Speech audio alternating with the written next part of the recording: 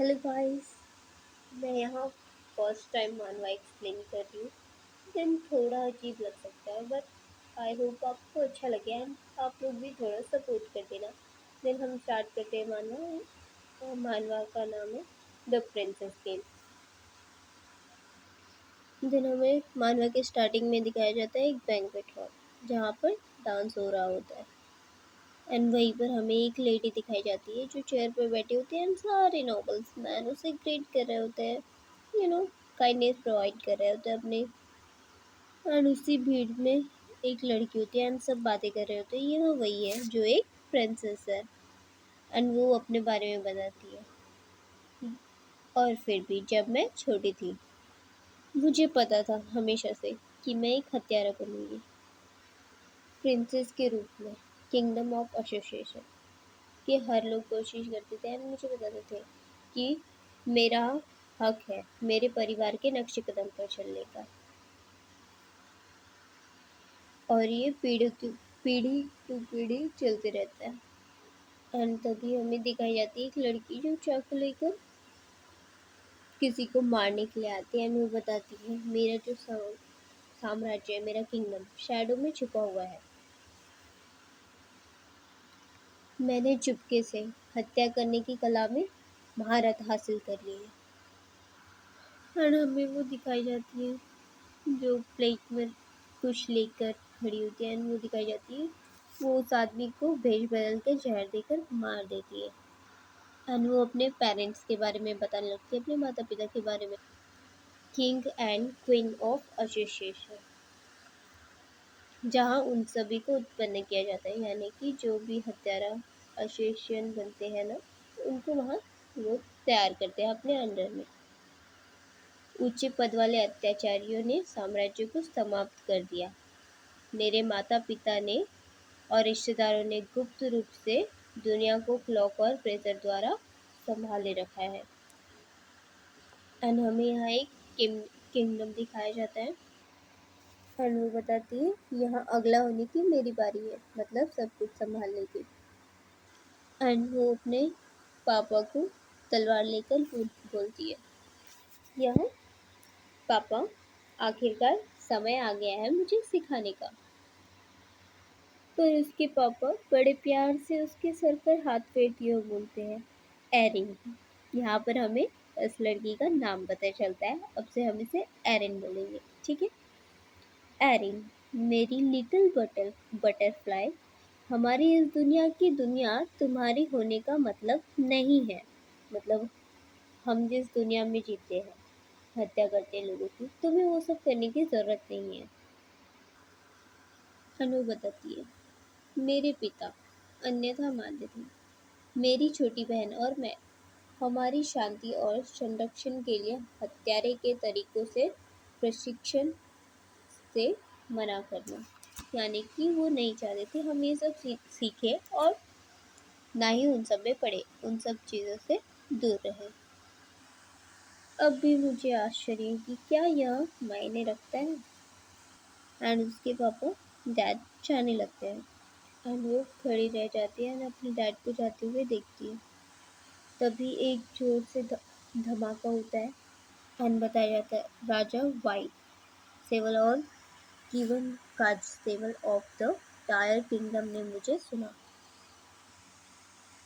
चारों तरफ लोग भागने लगते हैं, चारों तरफ लोग अपनी जान बचाकर भाग रहे होते हैं। कुछ सैनिक उनकी तरफ आते हैं तलवार लेकर उन्हें मारने के लिए। सभी अशेषियन अपने आप को पूरी तरह बचाने की कोशिश कर रहे होते हैं और लड़ते हैं, पर वो सैनिक सभी को मार देते हैं। और फिर हमारी एरिन के मॉम डैड की तरफ बढ़ते हैं उन्हें मारने के लिए एंड उन्हें बोलते हैं हमारी मातृसत्ता और महारानी गैल्विन का मेरा आदेश, आप सभी को मौत की सजा सुनाई गई है। ये सुनकर हमारी एरिन पूरी तरह से शॉक हो जाती है और वो कांपने लगती है। तभी वो दौड़कर अपने पापा की तरफ भागने लगती है। तभी उसके पापा बोलते हैं एरिन, जोर से चिल्लाते हैं, उससे हटने के लिए बोलते हैं एंड उसकी तरफ एक भाला आ रहा होता है। पर उसके डैड बीच में आकर उसे बचा लेते हैं एंड ओलिक को बोलते हैं बच्चियों को यहाँ से लेकर जाओ और उन्हें सुरक्षित करो। एंड वो बोलते हैं बताते कि सावधानी से जाओ, इससे पहले कि वो सब तुम्हें ढूंढ ले, तुम सुरंग के रास्ते से यहाँ से निकल जाओ। हमारी एरिन रोते हुए बोलती है नहीं, मुझे नहीं जाना, मैं नहीं जा सकती ऐसे अपने माता पिता को छोड़कर। ओलिग बोलता है माय लेडी, आपके माता पिता सब संभाल लेंगे, आप चलिए यहाँ से। एंड वो उससे लेकर वहाँ से भागने लगता है। अब हमें आपकी बहन को ढूंढना है, चलिए ढूंढते हैं आपकी बहन को। तभी हमें उसकी बहन दिखाई जाती जो रोते हुए दौड़ते हुए बोलती है, अपनी बहन का नाम लेती है एरिन। तभी उसके पीछे से एक भाला आता है स्पीड से एंड उसे लग जाता है। वो भाला उसके शरीर के आर पार हो जाता है। सच में कितना बुरा हुआ। एरिन और ओली दोनों चिल्लाने लगते हैं एंड उसकी बहन वहीं पर गिर जाती है। वो रोते हुए अपनी बहन का नाम चिल्लाती है कायरा एंड वो वहीं गिर जाती है और उसकी डेथ हो जाती है। एरिन बहुत जोर से रोने लगती है। ओलिग उसे पकड़कर वहाँ से भागने लगता है। उसके माता पिता भी देखते हैं उसकी बेटी को चोट लग गया है, तो वो किसी तरह अपनी बेटी के पास जाने की कोशिश करते हैं। उसके डैड चिल्लाते हैं नहीं। उसकी मॉम भी बहुत परेशान हो जाती, किसी तरह वो वहाँ से निकलने की कोशिश करते हैं। तभी एरिन के डैड के सीने में पीछे से एक सैनिक भाला मार देता है। फिर वो किसी तरह से लड़ते हैं एंड अपनी बेटी कायरा के पास जाने की कोशिश करते हैं, तो वो हार जाते हैं और उसकी माँ अपने पति और एरिन और कायरा को बुलाने लगती है।